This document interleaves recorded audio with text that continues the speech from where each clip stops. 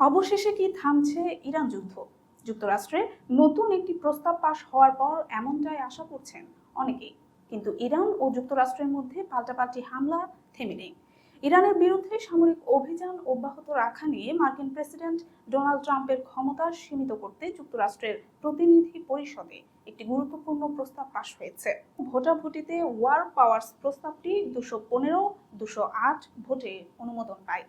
Democrat সদস্যদের পাশাপাশি 4 জন Republican সদস্য প্রস্তাবটির পক্ষে ভোট দেন।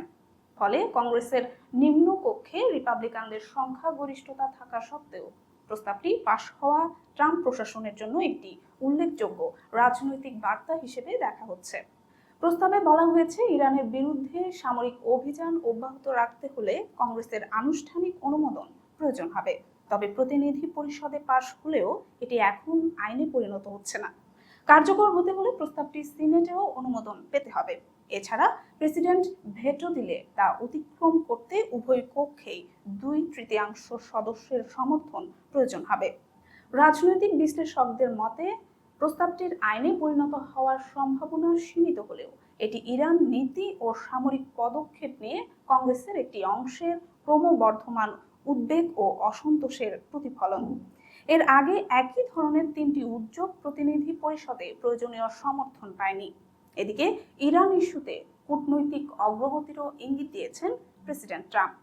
হোয়াইট হাউসে সাংবাদিকদের সঙ্গে আলাপকালে তিনি বলেন, তেহরানের সঙ্গে যুক্তরাষ্ট্রের আলোচনা ইতিবাচকভাবে এগোচ্ছে। ট্রাম্পের ভাষ্য অনুযায়ী সম্ভাব্য চুক্তির আওতায় ইরানের সমৃদ্ধ ইউরেনিয়াম আন্তর্জাতিক তত্ত্বাবধানে সংরক্ষণ করা হবে। পাশাপাশি সমঝোতা সম্পন্ন হলে কৌশলগতভাবে গুরুত্বপূর্ণ হরমুজ প্রণালী উন্মুক্ত রাখার বিষয়েও অগ্রগতি হতে পারে।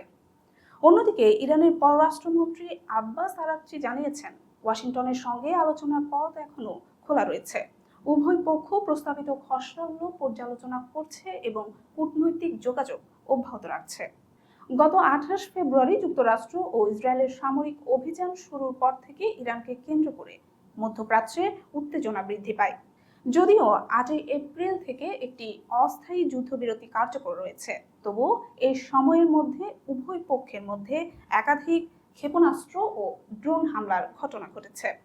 ফলে যুদ্ধবিরতি বহাল থাকলেও অঞ্চলটিতে স্থায়ী শান্তি প্রতিষ্ঠা নিয়ে অনিশ্চয়তা এখনো কাটেনি। কূটনৈতিক আলোচনা ও রাজনৈতিক তৎপরতার মধ্যেই পরিস্থিতি কোন দিকে মোড় নেয় সেদিকেই নজর রাখছে আন্তর্জাতিক সম্প্রদায়।